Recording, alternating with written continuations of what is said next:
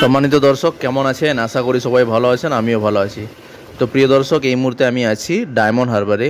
তো ডায়মন্ড হারবার যেহেতু এসেছি, বাঙালির প্রিয় খাবার ইলিশ মাছের ব্যাপারে কিছু আজকে তুলে ধরবো। তো এই যে দেখতে পাচ্ছেন, ইলিশ মাছ নিয়েই বসছি, যে ডিবাতে সব বরফ দিয়ে আছে ইলিশ মাছ। তো চলুন দেখা যাক তো ইলিশ মাছের কি রেট আছে এখানে চলছে, আপনাদেরকে দেখাচ্ছি, দেখতে থাকুন।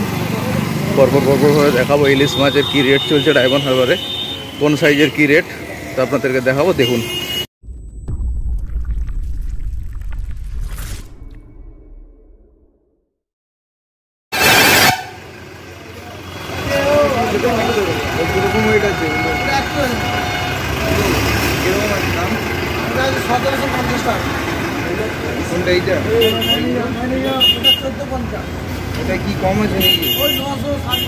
এটা 1 কিলো সাইজ হয়ে যাবে। দাম কত বলছেন? 1750 টাকা। এইটা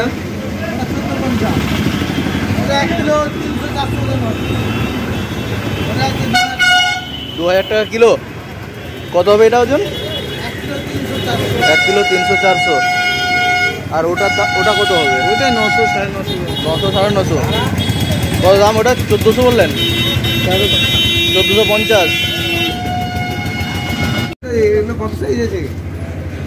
850 থেকে 900। এটা কত আছে দাম? হ্যাঁ